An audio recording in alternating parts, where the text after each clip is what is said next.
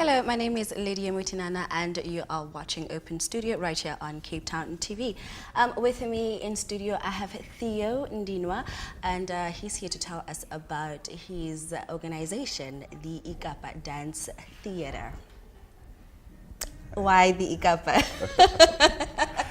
Well, I am from Cape Town, Guguletu. Yes. And Ikapa was really wanted to be a local brand. Yeah. And that is not necessarily about Cape Town, but it's about, the whole Western Cape. That's actually very clever and smart. I mean, like, Ikapa. And how did it start? Ikapa started 10 years ago, and it was really a response for giving diverse skills in the arts specifically. Yes. We started training children in young people in ballet, African dance, and contemporary dance specifically. Yeah. So we wanted to create a platform where professionals and training can meet. Is it almost like a school, like whereby I go to school for a certain profession, a specific profession? For instance, I want to act, like I want to be an actress, and I go to AFDA or any other entertainment school, and is it the same thing? Because I feel like them coming to Ikapa, they get training, and somewhat they get a job somewhere. Yeah. Is it the same? Yeah, absolutely the same. I mean, so we operate as extramural and after school program because, that's the time the children are available from formal school, right? And yeah, we train young people in different arts activities, and they can then pursue, for instance, go to a higher higher education institution to get further training and actually get a degree or something. So that is the mission. That's the mission, yeah. And the vision. Of Ikapa. Of Ikapa. But now we're talking about programs, right? Okay. So that's a program. All right. So, yeah, so that's definitely a stream. If you want to be a dancer, then that's the stream you're going to take. But our mission and vision is to really give opportunities and create platform for young people. Whether you want to be an actor, whether you want to be an accountant, but through coming through to our programs, you get to learn the basics that we all need. Yeah. So how has it transformed lives?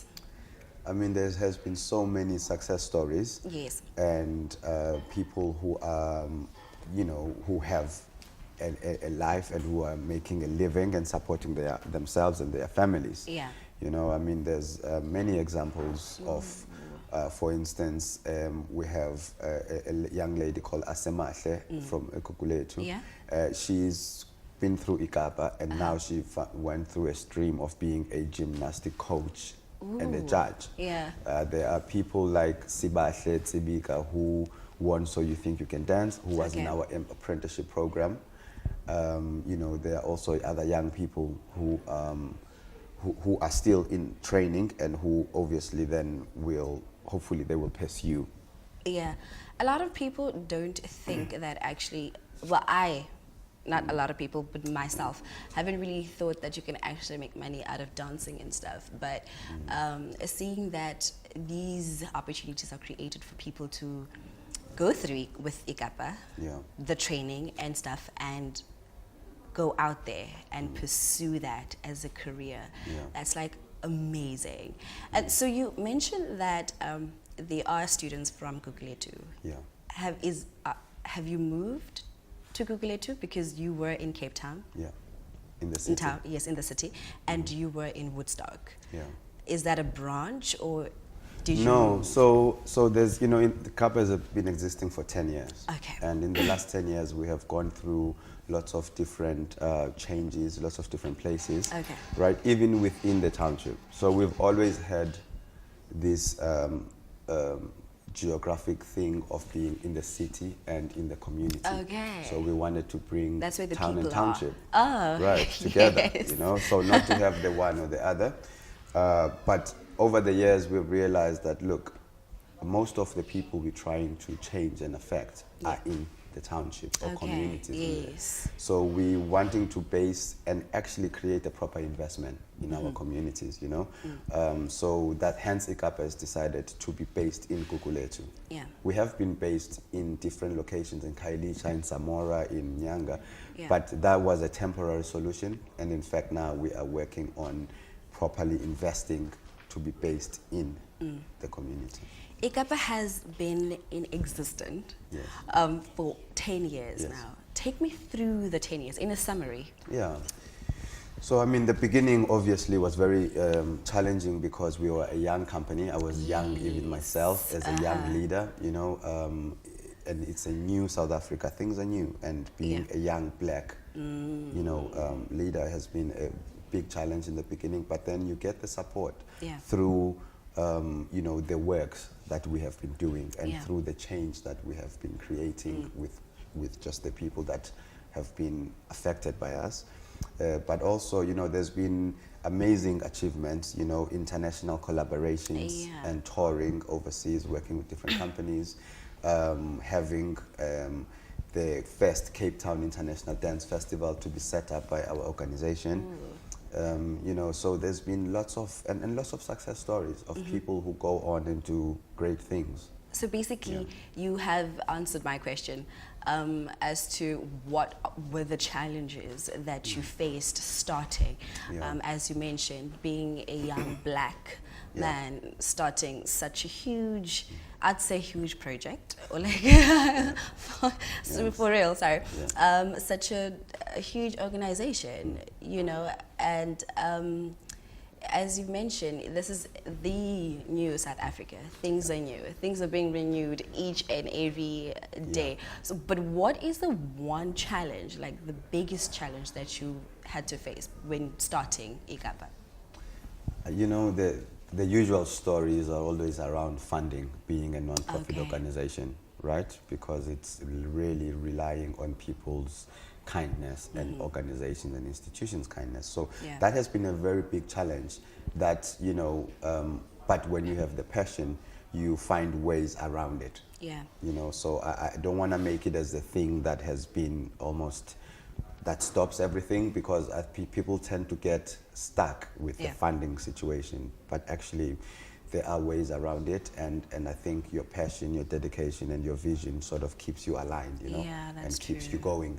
Exactly. So, you know, I think we have, The conversation will continue, but we have to take a short break, and we'll be back just after this.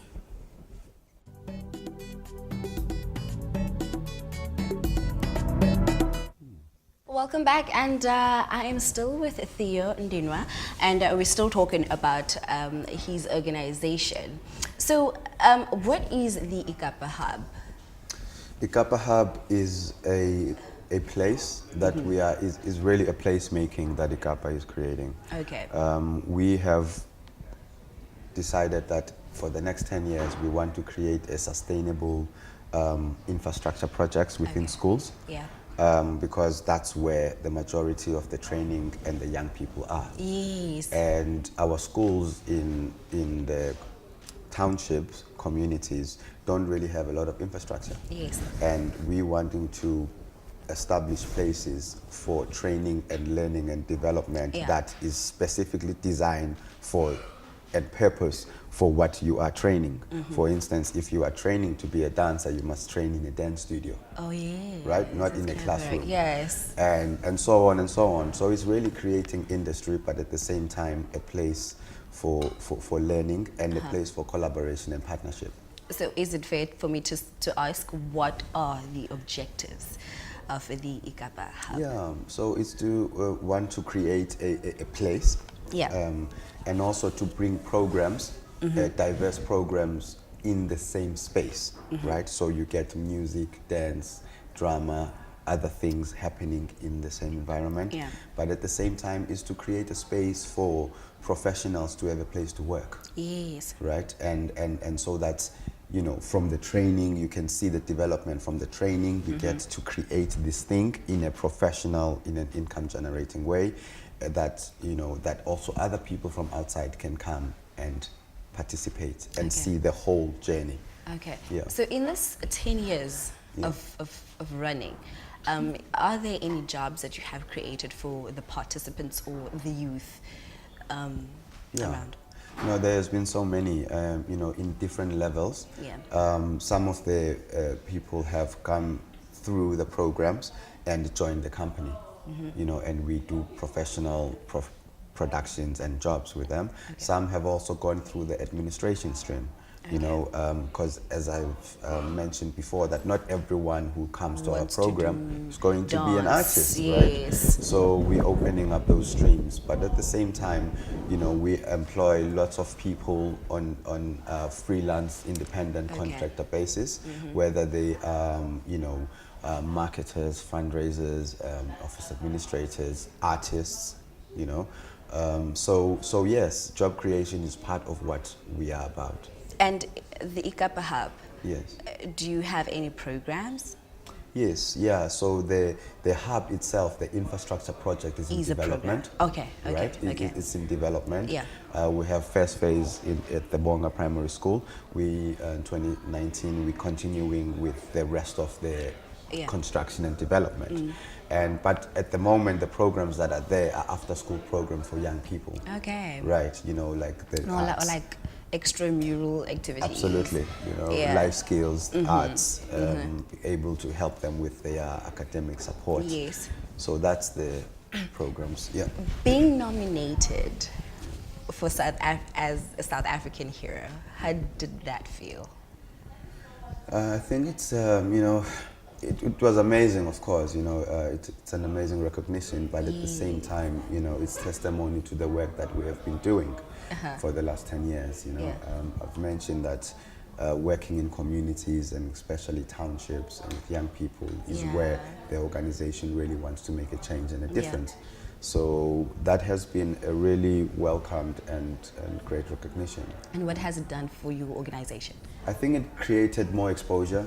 For instance, you know, a lot more young people get to know about our program and also how they can interact with us. And even if they don't come to us, but then they can go to similar organizations. You know, one thing that, of course, we always hope that it could have made a significant difference financially, but that's obviously an organizational task and role to always be working on the financial sustainability, you know. So I want to quickly go back, since I am co-founding an organization, Youth, Inspiring Young Minds and all that. So the challenges that we facing, that I am facing as a co-founder and as a team member, is that there's no time. Absolutely no time. So how do you juggle everything? Like I work, he works, the founder, my partner, he works, I work, I do this, I do that, I have to go here, I have to go there. But at the end of the day, I have to find time. Do you have children?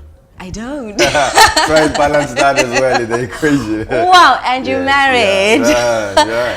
Is your partner, is your partner, your wife, partnering with you on the organization? Yeah, we have been for the last 10 years, even though we don't work together much right now, But going back to my question, so how do you juggle all of that? Like I struggle with the little things that I have that I have on my to-do list and with everything that you have on your to-do list. How do you juggle all of that? How do you balance, eh?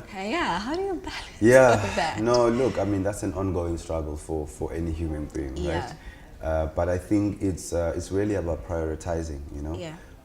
On a not an everyday basis, but on a moment basis, because you're going to have, and it's never going to change, you're going to have lots of things coming at you at once. And it's about really calming yourself down, take a step back, right? And do what needs to be done. You understand? So we can't keep ourselves in like a high energy sort of, I mean, we can, you know, and I think we learn that because we have so much to do. We are in this high pressured situation all the time, but at the same time it's being really true to yourself and actually giving everything the respect and and the time it needs. Right. You know? Because they're like, personally, I never do get the time. And sometimes it feels like we're slacking, you know, and I think that is like one of the challenges that organizations have. Yeah. Like you start up something, you're like on fire for it, and you're like, okay, this is such a, you be on so hands-on on top of it. And as time goes by, you're like, okay. And especially when an organization is not doing very well, not really very well, but then established. Yes, like no sponsors, like, you know, stuff like those. So it kind of gets really, really, really challenging. And it's something that I feel a lot of founders, co-founders are struggling with and dealing with. Yes, yeah, no, absolutely. And, you know, the whole thing is being able to also just keep at your vision, you know, like your goal, you know, what are you trying to achieve? Okay. Sometimes there's a lot of noise and distraction, but it's to always also to just try and shave those off and really focus on what you are trying to achieve. And, you know, also it's something... I just need to take a commercial break. Okay. We will continue with that, and we will be back just after this.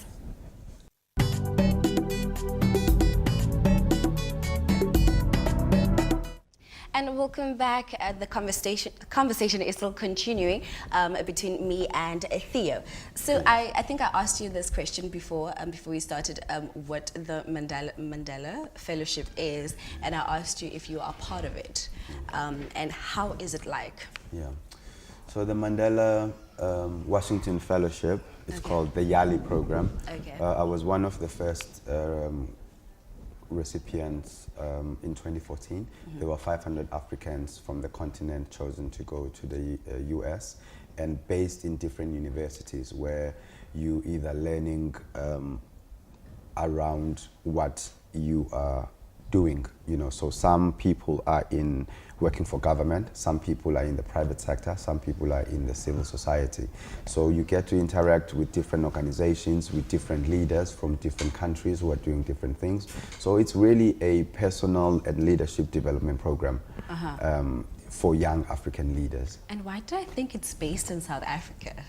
Well, you know, South Africa is one of the sort of leading countries in terms of being established, right? Okay. And we were the biggest group in the program. So 500 Africans, we were the biggest group. I think we were about maybe 50 or 60 South Africans. Yeah. I mean, you had countries that had maybe 2 representatives, you know what I mean? So so it's very big here, but at the same time, I think it's because maybe of the US-South Africa partnership. Yeah.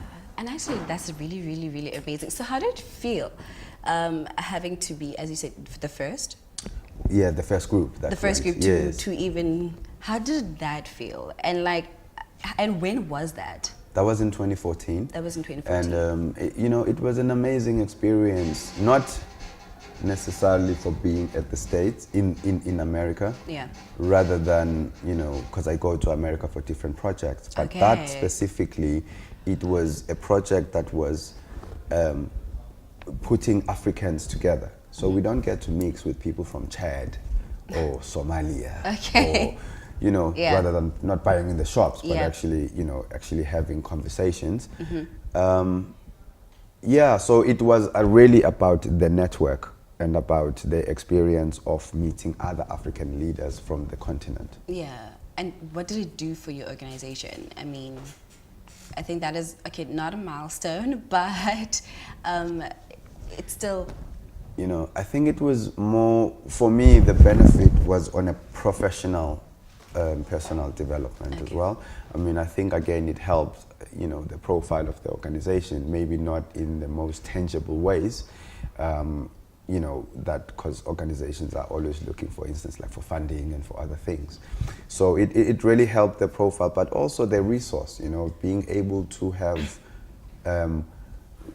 resources that you didn't have before to be able to tap into the American network and also the African network. Yes, and I was about to ask you just now, you know, starting up and funding, resources, and so on. That could be really I don't know whether I can say a stumbling block. Yeah. But how did you get through that, and how did you manage to still be as big as you are today? As big as you are, or established as you are today. You know, you have to, there's also something about, you know, reinventing yourself and your organization, right?